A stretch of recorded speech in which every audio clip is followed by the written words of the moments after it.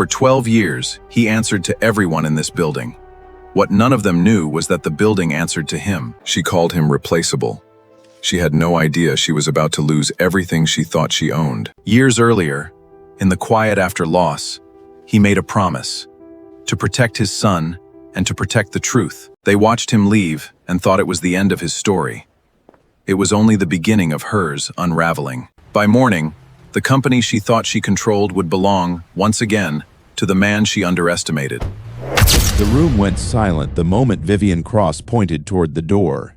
Under the cold light of the 40th floor boardroom, employees who had worked beside Ethan Cole for years stood frozen, waiting to see what he would do. He did nothing dramatic. He simply nodded, picked up the single folder resting in front of him, and turned to walk out of the company he had spent his entire adult life building. If you're the kind of person who believes quiet patience can outlast the loudest cruelty, stay with this story until the end. And if stories like this speak to you, take a second to like this video and subscribe, because there are more of them waiting for you. What happened in the hours after Ethan Cole walked out of that boardroom would become the story employees at Belhaven Technologies still talk about, years later, in hushed and admiring tones. But to understand how a man could be fired from a company he secretly owned, we have to go back to where it all started, long before Vivian Cross ever set foot inside the building. Every weekday morning at exactly 6:15, Ethan Cole stood at the kitchen counter of his modest two-bedroom apartment and wrote a note on a small yellow sticky pad. Some mornings it was a joke. Some mornings it was a reminder that he was proud of his son. He always folded it in half and tucked it into the front pocket of an 8-year-old boy's lunch bag before Sam woke up, so that by the time recess came around, there would be a small piece of his father waiting for him. It was a ritual that had started the year Sam turned 5, in the months after the family had lost the person who once wrote those same notes. Ethan never explained the habit to anyone at work, and no one at work ever asked, because almost none of them knew he had a son at all. To the people at Belhaven Technologies, Ethan Cole was simply a mid-level consultant who kept his head down, showed up early, stayed late, and rarely spoke in meetings unless someone asked him a direct question. The truth was far more complicated and far more remarkable. 15 years earlier, Ethan and his wife Laura had started Belhaven out of a rented garage with 2 second-hand computers and a shared belief that small businesses deserved software that didn't require a fortune to use. They built it slowly, painfully, the way most real things get built: missed dinners, maxed-out credit cards, nights spent debugging code on the floor of their living room while their infant son slept in the next room. By the time Belhaven had grown into a genuine company with real offices and real clients, Laura's fingerprints were on nearly every decision that mattered. When she passed away after a long illness, Ethan found himself holding not just a grieving household, but majority ownership of a company that had, almost overnight, become far bigger than either of them had ever expected. He could have stepped into the spotlight as CEO. Instead, he restructured his shares into a private family trust bearing Laura's name, hired an outside board to run daily operations, and asked to be brought on quietly as a consultant. He wanted Sam to grow up with a father who came to soccer games, not with a father who existed on magazine covers. Ownership, to Ethan, was never about power. It was about protecting what mattered enough to disappear for.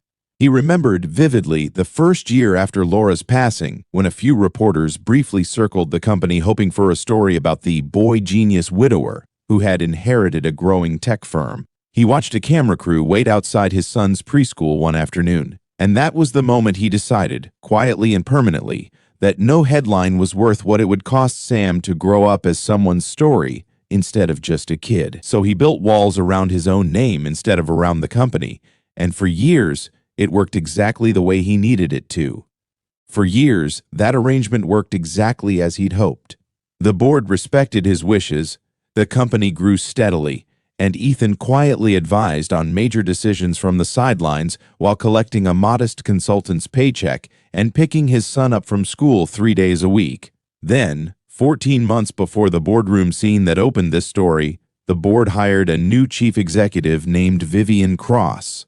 Vivian was, by every outward measure, exactly what a growing tech company was supposed to want. She had built her reputation turning around two mid-sized firms before Belhaven. She photographed well for industry magazines, and she spoke about disruption and scaling with the practiced confidence of someone who had given the same speech in a dozen different cities. In her first weeks, she was warm toward Ethan, even curious about the quiet consultant who seemed to know the company's history better than anyone else in the building. But warmth, Ethan would learn, was simply the opening move. It started small. A line in a press release crediting Vivian's founding vision for a product Ethan had designed years before she arrived. A slide in an investor deck that quietly removed his name from a leadership timeline. In meetings, when Ethan offered a piece of context about why a certain client relationship needed careful handling, Vivian would nod politely and then proceed exactly as she'd planned, as though he hadn't spoken at all. None of it, on its own, seemed worth confronting. Ethan had built a career and a life on the belief that some battles weren't worth the noise, so he stayed quiet, kept writing his son's lunch notes, and kept watching. The insults accumulated the way water erodes stone, invisible day to day, undeniable over time. His office was moved twice, each time to a smaller space further from the executive floor. His name was removed from the company's Our Story page on the website, replaced with a paragraph about Vivian's arrival as though the company's history had begun the day she walked in. In a company-wide town hall, when a new hire asked who had actually founded Belhaven, Vivian answered smoothly that the company had been reimagined under new leadership and moved on to the next question before anyone could press further. Ethan sat in the third row that day, listened to his own history get quietly rewritten, and said nothing. A few seats away, a young analyst leaned toward a colleague and whispered that she didn't realize the company had even existed before Vivian arrived, and neither of them noticed Ethan hear every word. He kept his hands folded in his lap and his expression unreadable, the same expression he'd worn through countless harder days than this one. But that night, for the first time, he opened the drawer where Laura's trust documents were kept and read through them from the first page to the last, reminding himself exactly what he still held, even as everything around him suggested he held nothing at all. The turning point came 6 months in, when Walter Higgins, a soft-spoken accountant who had worked at Belhaven since its garage days and was one of the only people who knew who Ethan truly was, asked to meet him for coffee outside the office. Walter had noticed irregularities in a set of vendor invoices tied to a shell company neither of them recognized, along with a pattern of undervalued asset reports quietly circulating ahead of an upcoming board vote. Someone was preparing Belhaven to look far less valuable on paper than it actually was. The kind of groundwork that made sense only if someone intended to buy out remaining shares cheaply, or sell the company to an outside buyer at a steep discount while pocketing the difference. Ethan didn't need long to understand what he was looking at, or who benefited most from it. From that point forward, Ethan stopped simply observing and started documenting. Quietly, carefully, with Walter's help after hours, he built a folder of financial records, emails, and invoices that told a very different story than the one Vivian was presenting to the board. He said nothing to her. He gave no indication that anything had changed. He still arrived early, still stayed late, still let himself be talked over in meetings because he understood something Vivian never bothered to consider, that the quietest person in the room is sometimes the one paying the closest attention. The insults grew sharper as the deal Vivian was engineering neared completion. In one meeting, in front of nearly the entire senior staff, she referred to Ethan as just the muscle, when a junior employee questioned why he'd been included on a client call at all, a dismissive joke about someone whose only value, in her telling, was showing up and doing what he was told. The room laughed, uncomfortable but obedient. Ethan smiled faintly, said nothing, and let the moment pass. He knew, even as it stung, that it would matter later. His access to certain internal systems was quietly restricted the following week, an unexplained security update, according to IT. His name disappeared from an internal directory. 2 employees who had defended him in private conversations found their responsibilities reassigned. Vivian was methodically and almost elegantly erasing him from a company he owned. The forgery was the final piece Ethan needed. Walter discovered it almost by accident, a signature on an amended shareholder document, one that appeared to authorize the release of a block of trust-held shares into a pending acquisition deal. The signature was Ethan's. He had never signed it. Someone inside the company, likely with Vivian's knowledge, if not her direct involvement, had forged it in an attempt to clear the last legal obstacle standing between her and a deal that would have handed Belhaven to an outside buyer at a fraction of its worth, with a generous advisory bonus quietly written into her own exit terms. It was no longer a matter of wounded pride. It was fraud, plain and documented, and Ethan finally understood that silence had done everything it could do. He sat with Walter in the quiet of the accounting office long after everyone else had gone home, comparing his own signature against the one on the amended document again and again, until there was no room left for doubt. It wasn't close. Whoever had forged it had been careless, or perhaps simply confident that no one would ever bother to check. That carelessness, Ethan realized, was the first mistake Vivian's side of this story had made, and it would not be the last. What came next required him to be seen. He didn't confront Vivian immediately. Instead, he let the final piece of her plan play out exactly as she intended right up until the moment she chose in front of the entire senior staff to have him publicly removed. She stood at the head of the boardroom table that had once belonged to him and Laura and told him, in front of people who had worked beside him for over a decade, that his role had become redundant, that the company had outgrown the need for someone who was, in her words, never more than hired help. It was the same boardroom scene that opened this story, Ethan nodding, gathering his folder, and walking out without raising his voice once. He had already set his final move in motion days earlier. All that remained was for Vivian to finish walking into it herself.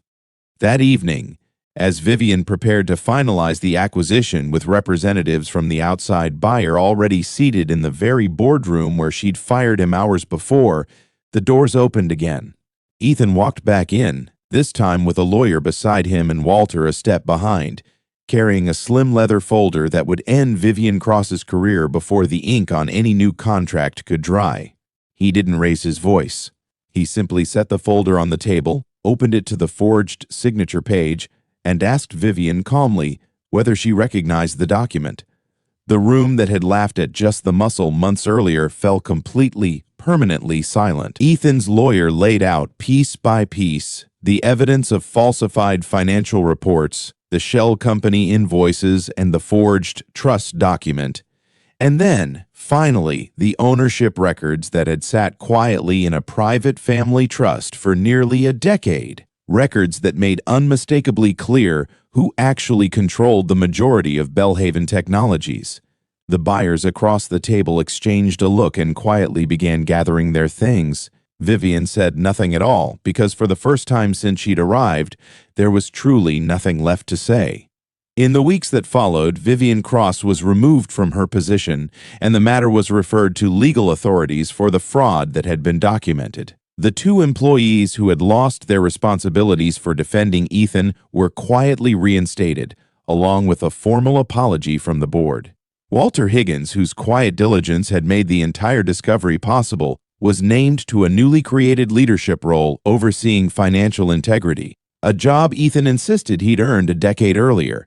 On the company website, the Our Story page was rewritten once more, this time to include, in full, the history of two people who had built something out of a rented garage and a shared belief in doing things honestly. An old photograph of Ethan and Laura, taken the week Belhaven signed its first client, was reframed and hung once again in the lobby, exactly where it used to be before someone decided the company's history was inconvenient.